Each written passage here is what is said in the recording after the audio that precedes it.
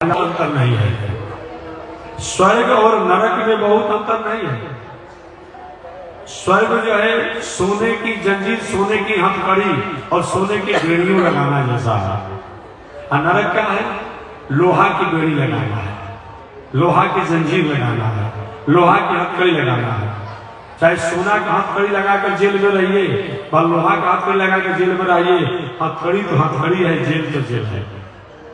जो व्यक्ति स्वर्ग में है वह स्वर्ग में रहने वाले व्यक्ति को अपना पूर्ण क्षय होने के बाद पुनः इस संसार में आना पड़ता है, और जो नरक में रहने वाला व्यक्ति है अपना पाप क्षय होने के बाद इस संसार में जन्म लेना पड़ता है। अंतर नहीं है। स्वर्ग वाले व्यक्ति को पूर्ण के क्षय होने पर इस संसार में आना पड़ता है, और नरक वाले व्यक्ति को अपना पाप, अपना दंड भोगने के बाद इस संसार में आना पड़ता है। तो आने की प्रक्रिया तो दोनों को होती है, दोनों को आना पड़ता है। इसलिए स्वर्ग और नरक एक कोई बहुत बड़ी बात नहीं है, क्योंकि स्वर्ग वाले व्यक्ति को भी संसार में आना पड़ता है, नरक वाले व्यक्ति को भी संसार में आना पड़ता है। और केवल हालांकि इस विचार पर तो बहुत से ऐसे दर्शन हैं जो मानते हैं।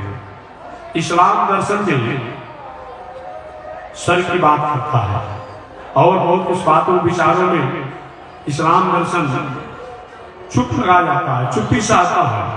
लेकिन जहां तक स्वर्ग की बात होती है और नरक की बात होती है, उस पर वो भी इसको मानता है, कहता है कि जहन्नम में जाना पड़ेगा, वो भी मानता है इस बातों को। इसीलिए स्वर्ग और नरक दोनों बंधन है, एक सोने की जंजीर है, एक लोहे की जंजीर है। अतः क्या होना चाहिए? मोक्ष क्या है? इससे एक अलग है, जिसके कारण इस संसार में हमें लौट करके आने की कोई गुंजाइश नहीं है।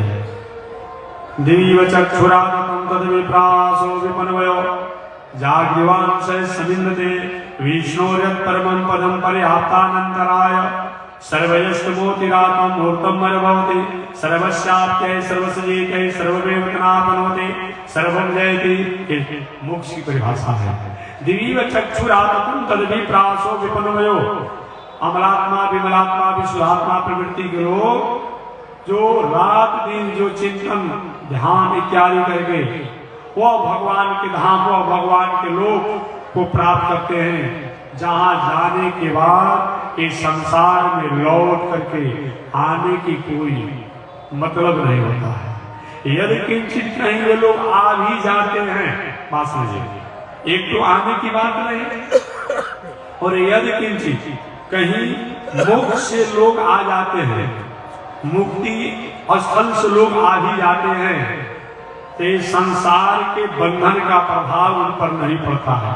जैसे जिलाधिकारी जी या जेल सुपरिटेंडेंट जी या न्यायाधीश जी कहीं कारागार में चले जाए और कैदियों के साथ बैठ जाए और इच्छा बिना आज मैं कैदी के साथ सोई गई, तो क्या कैदियों जैसा उन पर जुल्म का प्रावधान होगा और उनकी उपलब्धियां मानी जाएगी? इतना बड़ा आदमी होने के बाद भी आज कैदियों के कारागार में रह गए, पूरे अखबार मीडिया में छप जाएगा। ऐसा तो हमने कभी जेलर देखा ही नहीं, ऐसा तो हमने जिलाधिकारी देखा नहीं, ऐसा तो हमने जिला न्यायाधीश देखा ही नहीं। तो यदि किसी एक तो पहले मोक्ष वाले लोग आते ही नहीं है, कहीं अगर आ भी गए तो आने के बाद इस संसार में उन पर किसी प्रकार के बंधन का प्रभाव नहीं पड़ता है, संसार का प्रभाव नहीं पड़ता है। जैसे आदि शंकराचार्य जी, भगवत पाद श्री रामानुजाचार्य जी, प्रवृत्ति के श्री रामानंदाचार्य जी, तुलसीदास जी, पूज्य गुरुदेव श्री तेरंगी स्वामी जी महाराज, ऐसे प्रवृत्ति के संत लोग अगर ये संसार में आते भी हैं तो आने के बाद संसार के बंधन का कोई प्रभाव नहीं होता है। इसीलिए ये मोक्ष जो है एक तरह से इस संसार की विषम से विषम परिस्थितियों में आने पर भी इसका प्रभाव हमारे पर न हो, वो मुमुक्षु जीवों का लक्षण होता है। और संसार में जो मुमुक्षु जीव होते हैं वो संसार में आते हैं तो संसार की वासनाओं में रहते हैं। तो मैं निवेदन करना चाहता हूं कि धृति का मतलब क्या होता है, ये व्याख्या करके बहुत आगे में बढ़ गया मैं, पुनः अपने मूल शब्दों पर आ जाता हूं। धृति का मतलब क्या होता है, धैर्य। विषम से विषम परिस्थितियों के आने के बाद भी अच्छे कर्मों को त्याग नहीं करना, अब बुरे कर्मों की तरफ पैर नहीं बढ़ाना, ये धार्मिक व्यक्ति की पहचान है। इसके उदाहरण में भगवान श्री राम, उदाहरण में भगवान श्री कृष्ण। एक दिन भी भगवान श्री कृष्ण को शांति मिला, आनंद मिला, सुख मिला, जीवन भर नहीं मिला। आप इतिहास उठाकर पढ़िए, जन्म कहां हुआ, भगवान श्री कृष्ण का जन्म कहां हुआ, कारागार में, जेल में जन्म हुआ। आज भी सरकार की ऐसी आज भी सरकार की ऐसी व्यवस्था है कि चाहे स्त्री कितना भी कोई उन पर किसी प्रकार का आरोप लगा हो, लेकिन जब प्रसव का समय होता है तो सरकार की ऐसी नीति है, वहां मत बताइए, सरकार की ऐसी नीति है कि उस स्त्री को सरकार के डॉक्टरों के देख रेख में उनको रखा जाता है। एक वहां क्या हो रहा है, कारागार में देवकी जी को रखा गया, और वहां भी ऐसा कारागार जहां कोई व्यवस्था नहीं। आज तो कोई जेलों में जा रहा है तो जैसी उनकी प्रतिष्ठा है, पद है, उनके अनुसार वैसा उनका ट्रीटमेंट और वैसी व्यवस्था हो जा रही है। ऐसे कारागार में रखा गया देवकी जी को, वसुदेव जी को। अब समझिए कितना बड़ा असह्य वेदना। जन्म हुआ जेल में, अभी जेल में जन्म होने पर भी कम से कम 10 दिन रहने का मौका नहीं मिला, नालक छेदन करने का भी समय नहीं मिला। उसी समय वसुदेव जी लेकर के और उनको गोकुल में पहुंचा दिए। कितना बड़ा विषम परिस्थिति होगा। 10 दिन के कृष्ण हुए ही नहीं कि अनेक दैत्यों का प्रभाव और प्रकोप गोकुल और ब्रज में हो गया। 10 दिन की लड़का के साथ जो असह्य व्यवहार हुआ वो आप कथा नहीं जानते हैं, कितना बड़ा कष्ट हुआ। कुछ और बड़े हुए, कभी राक्षसों द्वारा, कभी देवताओं द्वारा, कभी मित्रों द्वारा, कभी शत्रुओं द्वारा, कहीं न कहीं वे समस्याओं में भगवान श्री कृष्ण रहे। समय बीतते चला गया। मात्र 11 वर्ष तक की अवस्था में तो भगवान श्री कृष्ण को ब्रज गोकुल को, वृंदावन को छोड़ करके मथुरा जाना पड़ा। 11 वर्षों तक मात्र भगवान श्री कृष्ण ब्रज गोकुल वृंदावन में रहे।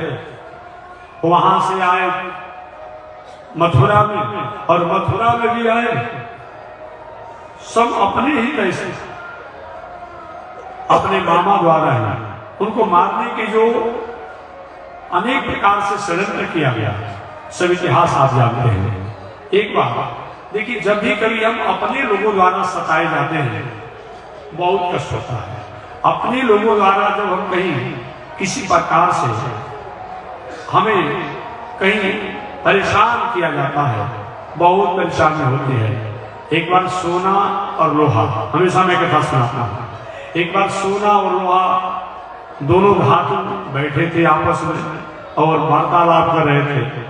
सोना ने लोहा से कहा कि सोना भाई, तुम भी पीटे जाते हो, प्रताड़ित होते हो, मैं भी पीटा जाता हूं, प्रताड़ित होता हूं। सोना ने कहा कि तुम भी पीटे जाते हो और मैं भी पीटा जाता हूं। अरे पिटीक में कारीगरी किया जाता है सोना का, और लोहा को पिटिए तो कहीं मोड़ा जाता है, तोड़ा जाता है, छोटा किया जाता है, बड़ा किया जाता है। सोना ने कहा आप भी पीटे जाते हैं, मैं भी पीटा जाता हूं, लेकिन आप जितना चिल्लाते हैं, जितना रोते हैं, मैं उतना रोता नहीं हूं। सोना ने कहा। सोना की कारीगरी होती किसी को पता चलता है? नहीं पता चलता। लोहा ने रोते हुए कहा कि सोना भाई, आप भी पीटे जाते हैं, मैं भी पीटा जाता, अंतर इतना ही है, आप सोना धातु हैं और लोहा के हथौड़ों से पीटे जाते हैं, आप बर्दाश्त कर लेते हैं, अब मैं लोहा हो करके और लोहा से ही पीटा जाता हूँ, मुझसे कष्ट बर्दाश्त नहीं होता है, इसे मैं चिल्लाता हुआ रोता हूँ। जब अपने लोगों द्वारा हमें सताया जाता है, अपने लोगों द्वारा जब परेशान किया जाता है, अपने लोगों द्वारा संस्कार संस्कृति मर्यादा को कहीं तिलांजलि दी जाती है, अपने लोगों द्वारा अधर्म अनीति अन्याय और अस्मिता अविवेक और स्वभाव असहिष्णुता अमानता के पथ पर चल करके और सतपथ को कहीं कुठाराघात किया जाता है तो मन में उदासी हो जाती है। भगवान श्री कृष्ण कि अपने लोगों ने उनको मारने का, कष्ट देने का जो प्रयास किया वो इतिहास गवाह है। भगवान श्री कृष्ण 11 वर्षों तक ब्रज, गोकुल, वृंदावन इत्यादि में रहे, 14 वर्षों तक मथुरा में रहे, कुल मिलाकर 25 वर्ष हो गए। 11 वर्ष ब्रज, गोकुल, वृंदावन, 14 वर्ष मथुरा में और 100 वर्ष द्वारिकापुरी में, कुल मिलाकर 125 वर्ष। एक दिन भी बताइए भगवान श्री कृष्ण के जीवन में कहीं शांति मिला, खुशहाली मिला? मथुरा में कंस इत्यादि लोगों को कहीं अनुशासित किया गया, मारे गए, कुछ दिन ही शांति से रहना चाह रहे थे, उसमें काल जौन आ गया, जरासंध का षड्यंत्र हुआ, भगवान को मथुरा छोड़ करके और द्वारिकापुरी में जाना था। द्वारिकापुरी में भगवान श्री कृष्ण अपने परिवार के लोगों के साथ रह करके अमन चैन और शांति का जीवन जी रहे थे कि आपस परिवार में ही टकराहट हो गया और टकराहट होने के कारण ऐसा विषम परिस्थिति आया कि सारा के सारा परिवार। एक बात और मैं बता दूं इस कथा के माध्यम से, श्रीमद् भागवत महापुराण में तो लिखा ही हुआ है, चाहे भगवान श्री कृष्ण का ही परिवार क्यों न हो या भगवान श्री कृष्ण के परिवार जैसे विश्ववर्धन परिवार क्यों न हो, इस परिवार में धन की कमी नहीं हो, बल की कमी नहीं हो, पद की कमी नहीं हो, ऐश्वर्य वैभव की कमी नहीं हो, परंतु इस परिवार में खान पान रहन सहन उठन बैठन बोल चाल कहीं बिगड़ गया हो तो कितना भी चाहे द्वारिका जैसा स्वर्णमय पूरी क्यों न हो या भगवान श्री कृष्ण के परिवार जैसा लंबा चौड़ा परिवार क्यों न हो, परंतु परिवार में शांति और सौहार्द की प्राप्ति नहीं होगी। परिवार के लोगों की बुद्धि बिगड़ गई और बुद्धि की बिगड़ी, जीवन में धन हो जाए, जीवन में बल हो जाए, जीवन में पद हो जाए और जीवन में ऐश्वर्य वैभव हो जाए। धन, बल, पद, वैभव, ऐश्वर्य, कीर्ति अगर जीवन में हो जाए, इन सबका संयोग, इन सबको अगर हम अपनी बुद्धि द्वारा उपयोग नहीं करते हैं तो धन द्वारा अनर्थ होगा, वह बल द्वारा अनर्थ होगा, वह पद द्वारा अनर्थ होगा, वह प्रतिष्ठा द्वारा अनर्थ होगा। भगवान श्री कृष्ण के परिवार में यही हुआ। धन तो इतना था कि पूरे द्वारिकापुरी जो है स्वर्णमयी पूरी थी, सोना से मढ़ी गई थी, द्वार से लेके, किवाड़ से लेके, छत से लेके, मकान से लेके, तो धन की कमी नहीं थी। बल तो इतना बड़ा था कि ब्रह्मा जी आकर नतमस्तक हो जाते थे और पद तो इतना था कि बहुत बड़ा पद था, ब्रह्मा को चाहे तो नौकर बना दे, नौकर को चाहे तो ब्रह्मा बना दे, इतना बड़ा पद था। धन की कमी नहीं, बल की कमी नहीं, पद की कमी नहीं, ऐश्वर्य वैभव की कमी नहीं, लेकिन परिवार में थोड़ा सा बुद्धि का अभाव हो गया कि महाराज भगवान के परिवार में बुद्धि का अभाव हो गया। जी हाँ, ऐसा बुद्धि का अभाव क्यों हुआ? उसका एकमात्र कारण था नशा। कहने में थोड़ा संकोच हो रहा है क्योंकि बार बार कहने पर आप लोग नाराज हो जाएंगे हमारे पर। एकमात्र खान पान खराब होने के कारण भगवान श्री कृष्ण के परिवार के लोगों की बुद्धि चंचल हो गई और भगवान के परिवार के लोगों ने भगवान की बातों पर ध्यान नहीं दिया। भगवान के परिवार में एक बहुत बड़ा वीर था जिसका नाम था कृतवर्मा, और दूसरा वीर था जिसका नाम था सात्विकी। जो महाभारत के संग्राम में कृतवर्मा कौरवों के पक्ष में था भगवान श्री कृष्ण की आज्ञा से, और सात्विकी पांडवों के पक्ष में था, क्योंकि महाभारत संग्राम में भगवान श्री कृष्ण ने घोषणा कर दिया था भाई कौरव और पांडव दोनों हमारे ही हैं, अपने ही हैं। मैं किसी पक्ष में रह करके युद्ध नहीं करूंगा। अगर कोई हमसे सहयोग सहायता लेना चाहता होगा तो मैं किसी का रथ हाँक दूंगा, किसी की सेवा कर दूंगा, किसी को मैं सलाह दे दूंगा। भगवान श्री कृष्ण ने एक और बात कहा, एक तरफ मैं रहूंगा और एक तरफ मेरी एक अक्षौणी नारायणी सेना रहेगी। जिस नारायणी सेना का सेनापति कृतवर्मा रहेगा। एक तरफ मैं अकेले रहूंगा और एक तरफ मेरी एक अक्षौणी सेना नारायणी सेना रहेगी। महाभारत संग्राम के समय दुर्योधन से पूछा गया क्या चाहिए आपको? भगवान ने पूछा कि मुझको चाहिए कि मेरी नारायणी सेना को चाहिए। दुर्योधन ने कहा कि विचार किया कि इनको ले लेंगे तो बात में फंसा देंगे हमको और हमको हरवा देंगे। प्रभु आपको नहीं चाहिए, आपसे आपकी नारायणी सेना चाहिए। भगवान का अच्छा ही हो, ऐसे दुष्ट के पास में रहकर कर ही क्या सकता था।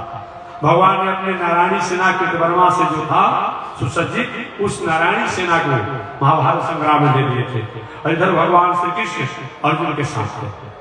तो मैं निवेदन करना चाह रहा था, वही कृतवर्मा जो भगवान श्री कृष्ण के नारायणी सेना का सेनापति था, और सात्विकी भी बहुत बड़ा वीर था। ये दोनों एक दिन पान कर लिए। बात समझते हैं? भांग खाने वाला व्यक्ति कभी आपने देखा होगा या कुछ अनुभवी भी होंगे जो खाते होंगे। खाने के बाद मालूम पड़ता है जब तक मौसम में रहता है नशा में कि 20 फीट ऊपर उड़ गए। उड़ता नहीं है, उसको अनुभव होता है कि 20 फीट ऊपर उड़ गए। कुछ देर के बाद हुआ कि 20 फीट नीचे गिर गए। और शराब पीने वाला की सोच भी मत कीजिए, जब तक वो शराब के मौसम में रहता है तब तक सारी दुनिया उसकी पॉकेट में और मुट्ठी में रहती है। जब तक शराब को नशा में आएगा, उसके बाद नहीं, उसके बाद बेचारा बनकर रहता है। लेकिन जब तक शराब की नशा में रहेगा सारी दुनिया उसके पॉकेट में और उसके मुट्ठी में रहती है। कृतवर्मा और सात्विकी ने नशा का पान कर लिया था और नशा के पान में आपस में टकरार करने लगे। कृतवर्मा ने सात्विकी से कहा, हे सात्विकी, पांडवों ने महाभारत संग्राम में जो कौरवों के साथ और दुर्योधन के साथ जो किया है बहुत बड़ा अन्याय किया है। ऐसे पांडवों के नाम लेने पर पाप लगेगा। जो महाभारत संग्राम में तय कर दिया गया था कि कमर से नीचे किसी को प्रहार नहीं किया जाएगा, ऐसे दुर्योधन के जंघे पर प्रहार करके पांडवों ने कभी भी जस के अधिकारी नहीं हो सकते हैं, हमेशा अपजस के ही अधिकारी।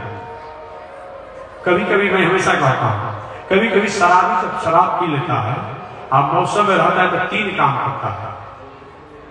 3 काम करता है। एक काम नहीं करता है, कहीं कहीं शराब की नशा में है, अगर कहीं किसी से विरोध है तो जानता है कैसे तो कुछ बोलेंगे तो कोई मारने लगेगा, पिटने लगेगा। तो जब तक शराब के नशा में रहेगा, जो उसका विरोधी होगा उसको गाली देगी उसको, कि कुछ कोई बोलेगा नहीं भाई शराब के नशा में।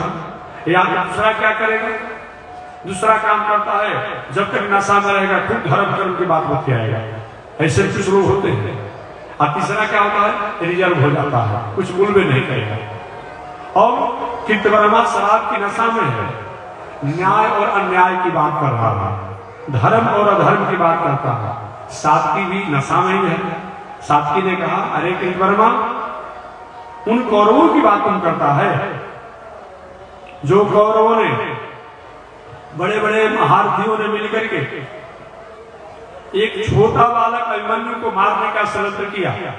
ऐसे कौरवों के नाम लेने पर पाप लगेगा, पाप लगेगा। जो कौरवों ने अपने ही घर की बहू को और अपने ही सभा में बेइज्जत करने के लिए जो उपक्रम किया इसको कभी भूला नहीं जा सकता है, और उनके अपयश और उनके पापों को कोई अपने आप में भूला नहीं जा सकता है। एक कौरवों की दुहाई दे रहे थे, एक पांडवों की दुहाई दे रहे थे, एक अन्याय और न्याय आपस में दोनों टकरार की, और टकरार यहाँ तक बढ़ गया, हाथ धराधरी हो गया, बोलाचाली हो गया, गाली गलौज हो गया, उसके बाद मारपीट भी शुरू हो गया। वहां होने के बाद परिवार एक ही था, भगवान श्री कृष्ण का परिवार एक ही था, लेकिन परिवार दो भागों में बट गया। आधे परिवार कहता है नहीं, सात्विक जो कहता है वो ठीक है, आधा परिवार कहता है नहीं नहीं, एक कृतवर्मा कहता है वो ठीक है, और पूरा भगवान का परिवार दो लोगों के विवादों में उलझ गया और आपस में कट मर करके समाप्त। भगवान श्री कृष्ण बलराम जी समझाने के लिए गए, अरे भाई यहाँ अन्याय अन्याय नहीं हो रहा है, ये अन्याय अन्याय की बात कहाँ है, ये तुम लोग नशा में ये काम कर रहे हो, और भगवान श्री कृष्ण और बलराम जी को भी मारने के लोग दौड़ पड़ा हुआ। ये महाभारत संग्राम नहीं है कि आपने संकल्प लिया शस्त्र नहीं उठाएंगे और आपने रथ का चक्का उठा करके दौड़ पड़े भीष्माचार्य पर, ये नहीं चलेगा। भगवान श्री कृष्ण के वैसे लोग यही क्या करेंगे। अरे भाई आप भी सुंदर घर बनाए हो, घर बनाने के बाद उसमें जगह जगह पर क्रेक हो जाता है, क्या उस मकान का आप रखते हैं, उसको तो अपने संसार को तोड़वा देते हैं। भगवान ने कहा जिस परिवार को बढ़ाने के लिए मैं वृंदावन ब्रज से लेकर के मथुरा में आया, मथुरा से द्वारिकापुरी में आया, इनके लिए मेरे देवताओं से संग्राम किया, किससे संग्राम नहीं किया, लेकिन अब ये परिवार अब कहीं ये अधिकारी नहीं है, अभी तो चले जाते तो अच्छा होता, तो कुछ बचे कुचे जो लोग थे उनको भगवान ने सब समेट दिया। और समेटने के बाद बलराम जी से कहे भैया अब आप अपने शेष लोक पे जाइए और मैं भी कुछ समय के बाद इस द्वारिका को छोड़ करके जाऊंगा। तो मैं कहना चाह रहा था, मेरे कहने का तात्पर्य है कि भगवान श्री कृष्ण को एक दिन भी शांति मिला, यही बात मैं कहना था। जब से जन्म से लेकर के और अंतिम दिन जाने तक एक दिन भी भगवान श्री कृष्ण शांति से नहीं रहे, लेकिन मुखमंडल पर हमेशा मुस्कान बना रहा। ये धार्मिक व्यक्ति की पहचान होती है, यही मैं कहना चाहता हूँ। धर्म के 10 जो लक्षण बताए गए हैं, उन 10 लक्षण में ये सबसे प्रथम लक्षण जो है धीति, धैर्य। विषम से विषम परिस्थितियों के आने के बाद भी अच्छे कर्मों को त्याग नहीं करना और बुरे कर्मों की तरफ पैर नहीं बढ़ाना, ये धार्मिक व्यक्ति की पहचान है। ऐसा अगर जीवन में आ जाता है तो हमारा जीवन मंगलमय होता है। जहां ले चलोगे वहीं मैं चलूंगा, जैसे रखो नाथ वैसे रखूंगा। प्रभु आपकी कृपा से सब काम हो रहा है, करते हो कन्हैया मेरा नाम हो रहा है। यही होना चाहिए, ये धार्मिक व्यक्ति की पहचान है। ऐसा अगर होता है तो हम सही माने में मानव हैं, मनुष्य हैं। आपने स्वामी रामकृष्ण परमहंस जी का नाम सुना होगा। ये कौन है? स्वामी विवेकानंद जी के गुरुदेव है, गुरु जी है रामकृष्ण परमहंस। रामकृष्ण परमहंस जी को कैंसर रोग हो गया था, असह्य पीड़ा, असह्य रोग। कुछ उनके भक्तों ने, आप जानते भी होंगे कि भगवती के उपासक भी थे, कुछ समान संत थे नहीं। कुछ भक्तों ने, रामकृष्ण परमहंस जी, कुछ भक्तों ने उनसे कहा गुरु जी अपने भगवती से, जगत जननी जी से आप प्रार्थना क्यों नहीं करते हैं? रामकृष्ण परमहंस जी ने कहा कि देखो प्रार्थना तो मैं कर सकता हूं, लेकिन प्रार्थना करके क्या करेंगे? पुनः इस भोगने के लिए शरीर को हमको आना पड़ेगा। माने किसी से आपने कर्ज लिया है, बात समझिए, किसी से आपने कर्ज लिया है, अब जिससे आपने कर्ज लिया कि भाई हमारा 6 महीने के लिए जमा पैसा दे दीजिए। अब आपने क्या किया, अब पुनः दूसरा व्यक्ति से कर्ज ले करके और उस पहले वाले व्यक्ति को कर्ज आपने दे दिया। बात समझिए, आपने क्या किया, किसी व्यक्ति से आपने कर्ज लिया, तो आपने वो जो कर्ज आपसे मांगने लगा तो आपने दूसरे व्यक्ति से पुनः लेके उसको कर्ज दे दिया। एक बात आपने कर दिया कि आपने जिसे लिया था उसको दे दिया, लेकिन पुनः दूसरे से जो मांगे हैं उसका तो बाकी रह गया। पुनः आपने क्या किया कि तीसरे व्यक्ति से मांगा और दूसरा व्यक्ति क्या दे दिया, पुनः तो तीसरे व्यक्ति का तो बाकी रह गया। बाकी रह गया। ठीक वही बात है, अगर हम कहीं पूजा करके पाठ करके कभी अपने आराध्या आराध्य से कहीं अपने प्रति कोई बात करते हैं तो उसके लिए पूरा करने के लिए ये संसार में हमें आना पड़ता है। और तो संत महात्मा ज्ञानी लोग के जीवन में अगर ऐसी विषम परिस्थितियां आती है तो सोचते किसी शरीर से हम पूरा कर दें, अब इसके लिए अलग से किसी से लेने देने की जरूरत नहीं है। अच्छा व्यक्ति तो वही है कि आगे अब किसी से कर्ज नहीं लेना पड़े, अपना पुरुषार्थ, अपना कर्म, अपना परिश्रम और अपना मजदूरी करके हम पैसा कमा करके कर्ज से हमेशा हमेशा के लिए मुक्त हो जाए, वही कर्ज से मुक्ति वाला व्यक्ति है। ये बहुत बड़ा चालाक व्यक्ति नहीं है, उनसे मांग कर उनको दिया, उनसे मांग कर उनको दिया, उनसे मांग तो पुनः तो कर्ज की स्थिति तो बनी रही। तो यही संत महात्मा लोग करते हैं। जैसे कोई व्यक्ति ज्ञानी व्यक्ति जो हो कर्ज से मुक्ति प्राप्त करने के लिए अपना खेती व्यापार नौकरी करके और हमेशा हमेशा के कर्ज से मुक्त हो गया, दे दिया, वो आनंद है। तो संत महात्मा भी यही करते हैं, पूजा पाठ यज्ञ दान तीर्थ व्रत जो भी करते हैं वो मानते कि हमारा संस्कृति है, हमारा संस्कार है, हमारी स्वरूप है। वे किसी प्रकार किसी अपने आराध्या आराध्य पर एक बोझ नहीं देना चाहते हैं। आपने भीष्माचार्य के नाम सुना होगा, कुछ लोग कहते हैं कि भीष्माचार्य जी उत्तरायण की प्रतीक्षा कर रहे थे। उत्तरायण की प्रतीक्षा नहीं कर रहे थे, बात समझिए। भीष्माचार्य को जितने समय के लिए संसार में आए थे उस समय अभी बाकी था। भीष्माचार्य विचार किए, क्योंकि इच्छा मृत्यु उनकी थी, चाहते तो उसी समय बाण जब लगा उसी समय मृत्यु को प्राप्त कर सकते थे, लेकिन भीष्माचार्य ने विचार किया कि अगर मैं मृत्यु को प्राप्त करता हूं तो जितने समय के लिए संसार में मैं आया हूं उस पुनः भोगने के लिए दूसरी बार भी जन्म लेना पड़ेगा।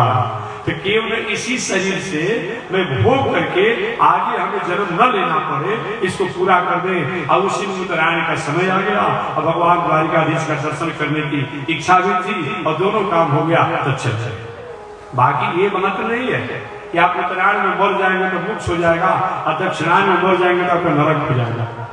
जिंदगी भर पॉकेटमारी कीजिएगा, आपको कर्म कीजिएगा, अगर उत्तरायण में मर जाएगा तो मोक्ष हो जाएगा। ये कहाँ का नियम है भाई? नहीं नहीं, ऐसा नहीं चलेगा। चाहे उत्तरायण में मरिए व दक्षिणायन में मरिए, अगर आपका व्यक्तित्व, आपका कर्म, आपका आचरण, आपका व्यवहार अगर ठीक नहीं है तो उत्तरायण में मरने के बाद भी आपको कुछ नहीं होगा। और चाहे आप दक्षिणायन में ही क्यों न मरिए, लेकिन आपका कर्म, आपका व्यक्तित्व, आपका आचरण ठीक है तो दक्षिणायन में मरने के बाद भी उत्तरायण के ही जैसा आपको सुख प्राप्त होगा। ये केवल मैं नहीं कहता हूं, श्रीमद् भगवत गीता में भगवान ने दो बात कहा। एक बात तो ये कहा गया कि जब जब वो आप ही असरण भावम तेजम त्यक्तम कलेवरम, जो जो व्यक्ति जिस भावना, जिस स्थिति से, जिस काल से गुजरता है उसको उसी के अनुसार शरीर प्राप्त होता है। ये प्रथम बात है। और दूसरी बात क्या है? भगवान कहते हैं यदि वातादि दोषेण मद भक्तम नास्मरे अहम स्मरामि मद भक्तम नयामि परमाम गति। यदि मेरा भक्त है, जिंदगी भर मेरी उपासना साधना किया है, अब मरते समय कहीं कसाई के द्वार पर जाकर मर जाए तो भगवान कहते हैं अहम स्मरामि मद भक्तम, मैं अपने भक्तों को स्मरण करता हूँ और नयामि परमाम गति, और उसको परम गति को प्राप्त कराता हूँ। इसलिए भगवान के भक्तों के प्रपन्नों के लिए उत्तरायण दक्षिणायन काशी बक्सर अयोध्या हरिद्वार कोई नहीं, जहाँ भी रहेगा वही अपने आप में वो स्थिति को रहेगा। जहाँ ले चलोगे वही मैं चलूंगा, जैसे रखो नाथ वैसे रहूंगा। इस प्रकार के सबसे धार्मिक व्यक्ति की एक प्रथम पहचान है धीरति, धैर्य होना चाहिए। दूसरा क्या है? क्षमा। इसकी व्याख्या कल मैं करूंगा, क्योंकि अपने नियत समय पर हमको बोलना है और नियत समय से आपको छुट्टी देना है। कल पूरे धर्म के कल कहता है ना, कल धर्म के जो 10 लक्षण हैं, जिस गृहस्थ आश्रम में चाहे स्त्री हो, पुरुष हो, बालक हो, बालिका हो, संत हो, महात्मा हो, ज्ञानी हो, जिसके पास 10 गो आचरण जीवन में आ जाए वो व्यक्ति अपना खेती, व्यापार, नौकरी, अध्ययन, अध्यापन, परिवार, पत्नी, बाल बच्चों के साथ आकर के भी वही आनंद को प्राप्त करता है, वही सुख को प्राप्त करता है। इस साधना को प्राप्त करके बड़े बड़े साधक लोग प्राप्त करते हैं, वो सहजता से गृहस्थ आश्रम में रहने वाले लोग भी प्राप्त कर लेते हैं। तो धर्म के जो 10 लक्षण हैं, उस 10 लक्षण की चर्चा मैं अगले दिन करूंगा। आज इसी के साथ माने विराम। एक बार भगवान का नाम है। श्रीमन नारायण लक्ष्मी नारायण, श्रीमन नारायण लक्ष्मी, श्रीमन नारायण नारायण नारायण।